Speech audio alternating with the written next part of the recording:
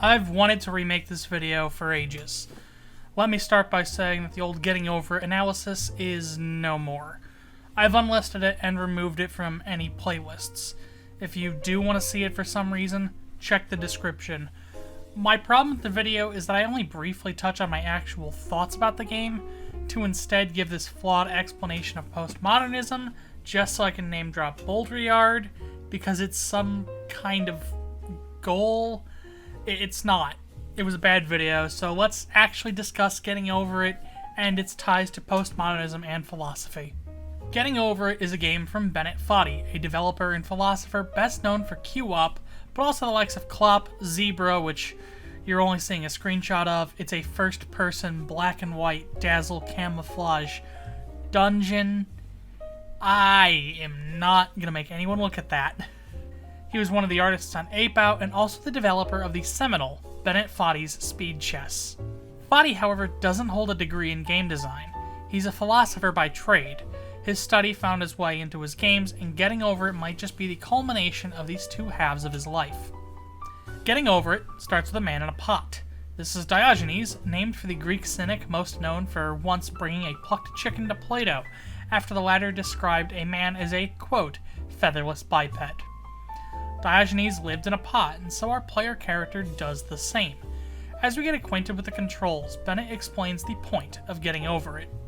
This is an homage to the game Sexy Hiking, and it explores that game's ties to the industry as a whole.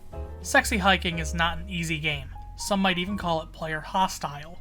The controls are stiff and clunky and revolve around the player methodically swinging their limbs at a mountain to make progress up it. In much the same way, Diogenes swings his climbing hammer into the sides of the mountain, finding soft spots that allow him to scale the cliffside or rigid surfaces he can push off of to jump.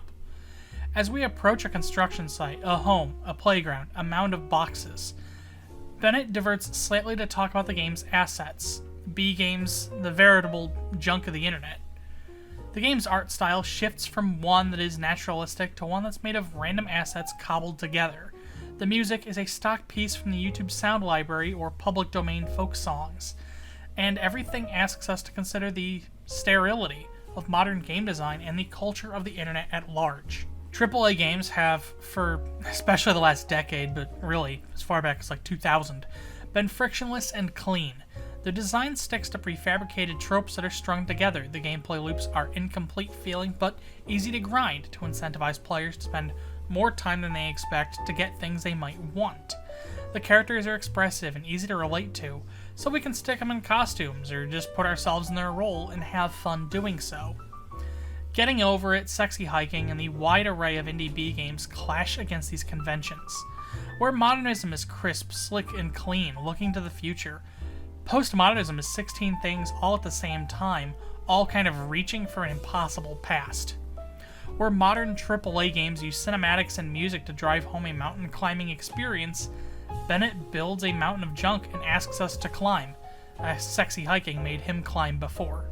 Bennett's mountain, despite being home to a vast amount of rubbish, feels more mountain-like in its execution because it matches the ordeal of climbing a mountain, not just the look and sound.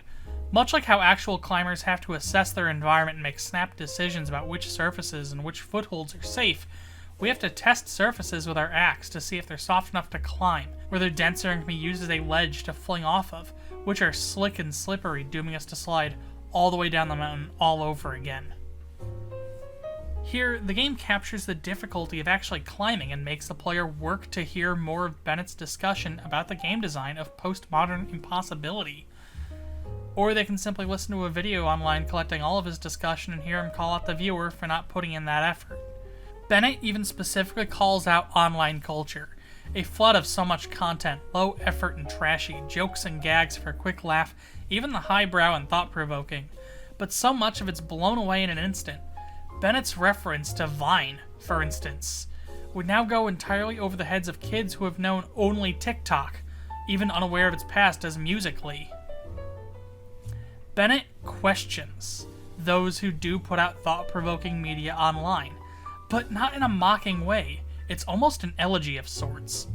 With these centuries worth of art and media, thoughts and feelings that are posted every day by the collective human race, and with so much of it quick and empty, It makes sense of a sort to make that same sort of empty, quick content. To get swept up in a crowd of clickable content simply there to be clicked. Making repetitive slime ASMR and makeup videos with no bigger message, just background noise. Regurgitating the same tired jokes on TikTok and calling it a meme. Scrubbing a game's forums for easy-to-understand metagame builds and churning out a video just describing the most basic surface-level observations about that skill set for 129,000 views and climbing. People making thoughtful, introspective content are fighting against a raging torrent with naught but a paddle, and sometimes it's easy to wonder what if. What if I let myself be taken by the entropy of the world and just churn out not the stuff I want to make, but the stuff I feel I have to make to stay relevant? What if I ditched my postmodern introspective novella about the act of creation to arrange coffee shop romance tropes together with Star Trek characters? What if all of us just stopped trying and accepted that this was as good as things would be from now on? But yet, much like Diogenes picking at the lanterns on the walls or the stair set in the collapsed home, we continue to trek ahead, despite the difficulty in doing so, despite it nearly feeling like we're going the wrong way, like we're wasting our time. It's all just going to be at the bottom of the hill again soon. It's difficult. It's tasking. It's a chore, quite honestly. But it's at the same time liberating, like being able to see the view from the summit. The journey becomes the destination, as setbacks aren't the end of the world. We dust ourselves off, we get back up, and we keep climbing. While a game like Just Cause or Skyrim may let the player climb a mountain, while games like Destiny or Control let you save the universe from terror, the effort put in is minimal. We're a viewer in a theater looking for a power trip, a slice of easily digestible feel-good content. In B games, the types of games that reject profitability and marketability, we see the struggle and experience, the emotional beats that may be ugly or born of bad design, but reflect the climb, the challenge all the greater, because real mountains aren't examples of good, frictionless game design either. In fighting against the entropic forces of mass collectivist media with no barrier to entry, we're facing adversaries that feel daunting and looming, but we find ways around them and tricks to push forward.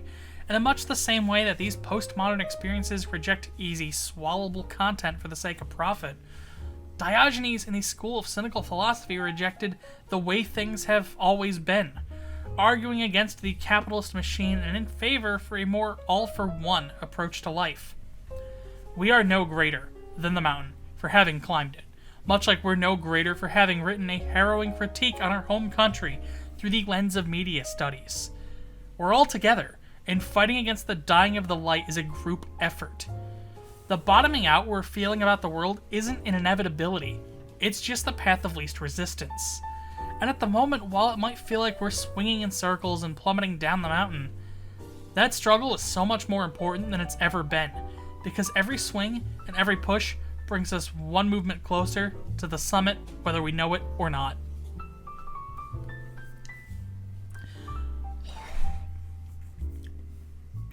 Alright, that'll probably be it for another 3 years or so. Getting Over It is available. I should have had this information accessible at the beginning. Getting Over It with Bennett Foddy is available on Mac, Linux, and PC.